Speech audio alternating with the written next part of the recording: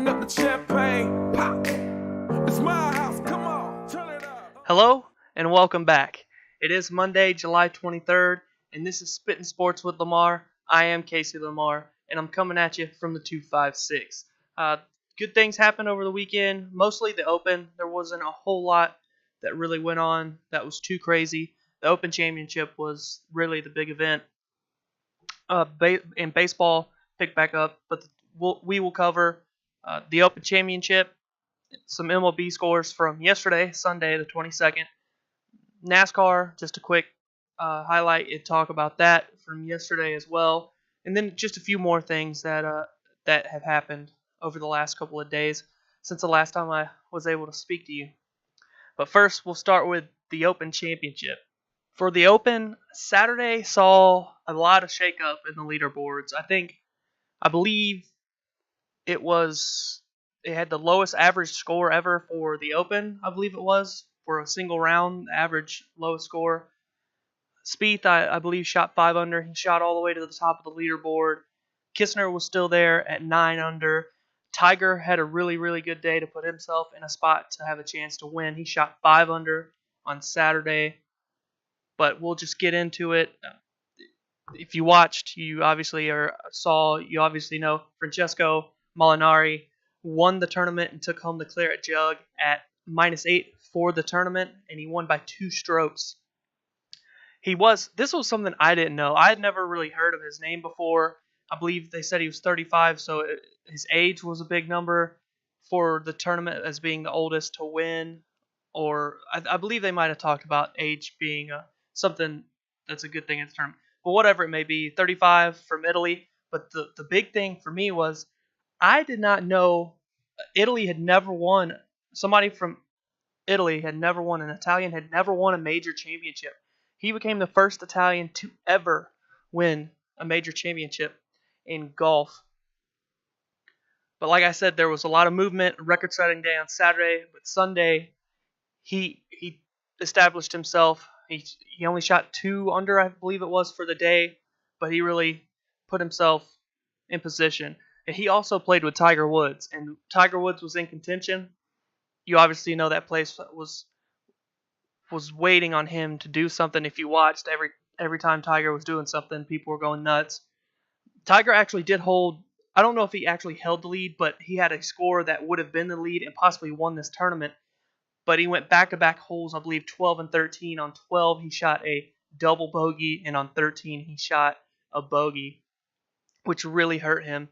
But Molinari, he kept his composure, played in the shadow of Tiger Woods all day, but he wasn't the shadow. He was the guy that took home the trophy at the end of the day, or the jug in this case. He really held it together. But the leaderboard went as follows for after the final round. I'm missing one on there. Schauffele, he finished at 600. But anyway, obviously Francesco Molinari -8 won the tournament. Rory McIlroy, there was 4. I'm sorry, I just missed a name. There were 4, I believe it was, at 2 under. Tied for second at 6 under. But Justin Rose, Xander Schauffele, he was the only one that had a chance. He was part of the last group. He was the only one that had a chance to beat Molinari after Molinari completed his round, or he had the last chance at it anyway. But then Rory McIlroy also finished 6 under. He had a really, really good Sunday. And Kevin Kistner, he started tied for the lead. He shot +3 on the day and finished at 6 under. This was a really funny tidbit. There were 3 people tied at 5 under, including Tiger Woods and Kevin Chappell. I believe that's how you say it. Chappell is what I'm going to go with. But Eddie Pepro, he shot a 67 and finished at 5 under for the tournament, but he shot a 67 on Sunday. And he said he played his round a little hungover, which is pretty funny, pretty interesting that a player would admittedly say that after having a very good round and finishing so high on the leaderboard. But he said he was a little hungover when he finally got to tee off. The shot that you're showing is the shot that if Schauffele would have somehow made this, he would have tied he would have tied Molinari, and they would have had a shootout. But obviously, it wasn't. It didn't go in. It was on line 2, but it just died out after it got on the green. And then there were 3 tied for ninth. Tony Finau finished at -4, Matt Kuchar at -4, and Jordan Spieth started the day at -9. He finished at -4. He started tied for the lead. I believe they also said this was the worst final round that Spieth has ever had. Ever had in a final round of a major. He really just it was just a bad day for him. Then of course that's Schauffele finishing his round, but that was it. Those were the last 2 guys, and that shot from before. Obviously, it was over at that point. There was no way he could take the lead. You could see the leaderboard they had there on 18 at the course, and then there is Molinari hoisting the claret jug. Okay, baseball. Baseball for Sunday. There weren't a lot of things that really happened. The main thing, the big stories from baseball really was there's a few injuries here there, but that's always the case. But the biggest one would be Matt Carpenter, what he did on Friday, which I posted. That update I posted on Friday. The Carpenter game was going on as I was making that video, recording that video. So, which I was going to touch on that as it was happening, but I didn't want to say something and then the video come out and the game be over or something else happen, and then it would be all for naught. So I left that out. But Friday he tied. Well, I'll just start with this. He went 5 for 5 with 3 home runs and 2 doubles before being taken out of the game in the 6th inning. It tied the major league record for extra base hits in a single game, and he did it in only 6 innings. They took him out, but he also had homered in 6 straight coming into Sunday's game with the Cubs, but he was held without a home run for the first time in 6 games. But he's been on a tear. He started out bad, but I believe since early May he has been on an absolute tear.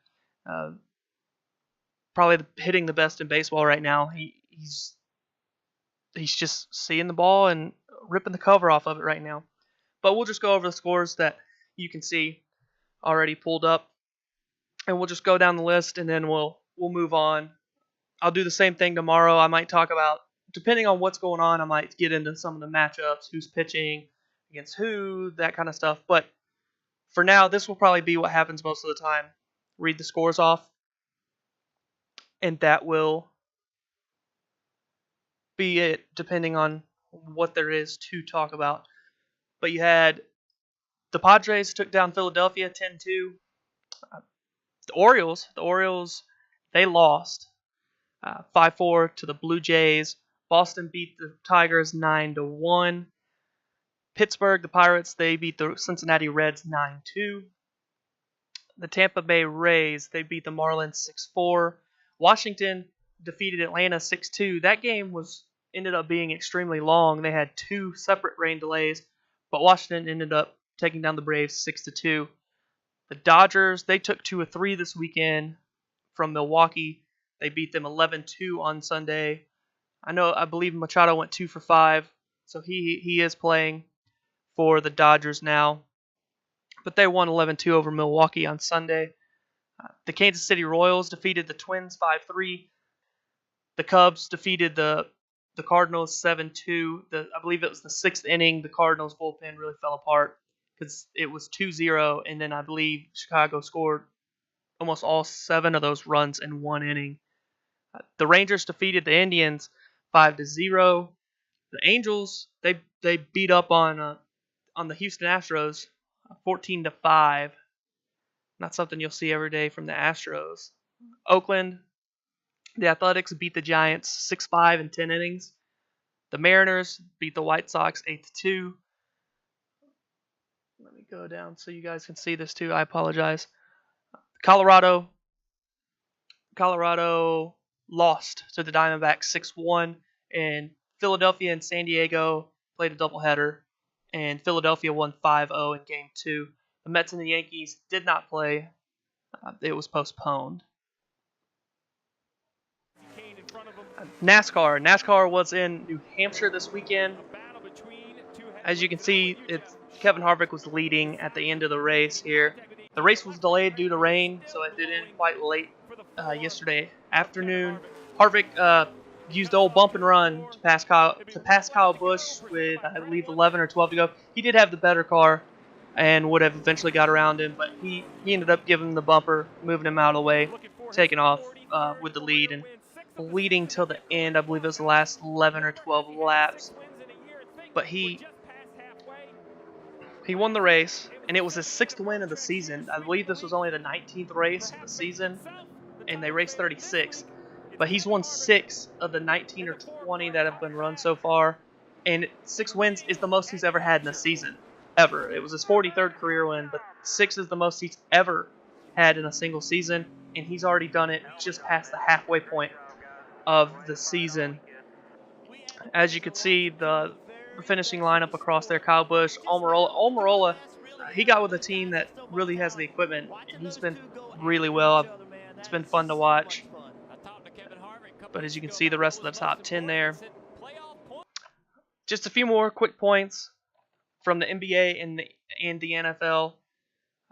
The NBA, Michael Beasley, he signed with the Lakers on a 1-year contract. And then this one, I just saw it on there, so I thought I'd mention it. Alex Len, he signed with the Atlanta Hawks, but the last time anytime I can think of it that anybody's even heard Alex Len's name called was when he was called as the top 5 pick to the Phoenix Suns back in the draft. I haven't heard anything from him since then, but I believe it was $8 million contract or something. Head scratching for me because I haven't seen anything from him since he was drafted to the NBA draft. I did get to see him play live in person one time, but he's a big guy. Obviously, big guy, can move, can play basketball. Thought he was going to be good, but I haven't seen much from him. Also, he did play for the Suns, but we'll see how that unfolds for him and the Atlanta Hawks. NFL news, sad news from the Vikings.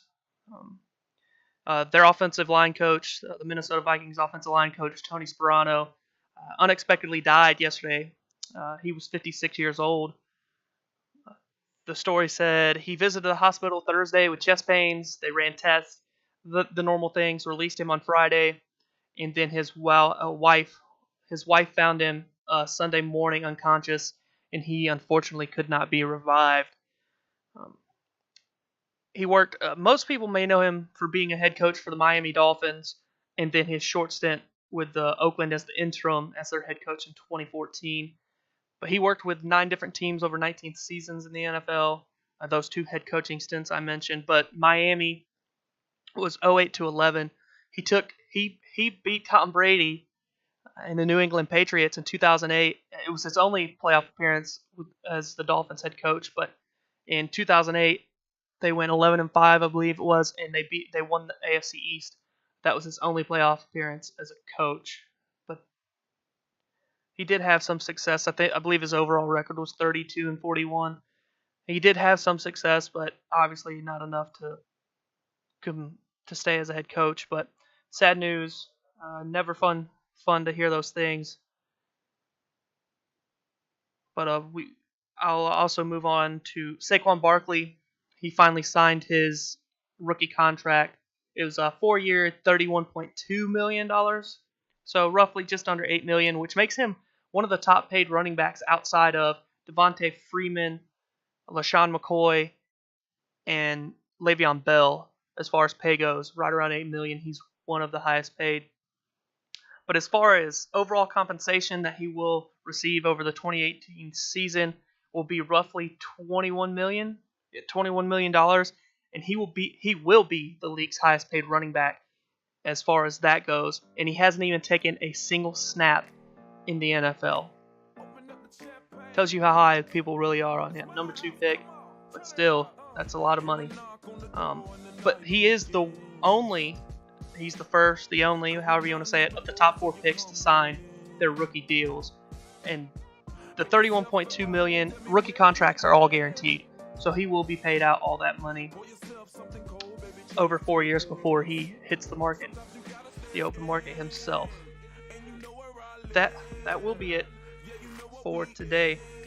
This has been Spittin' Sports with Lamar. I am Casey Lamar. I hope to see you all again tomorrow.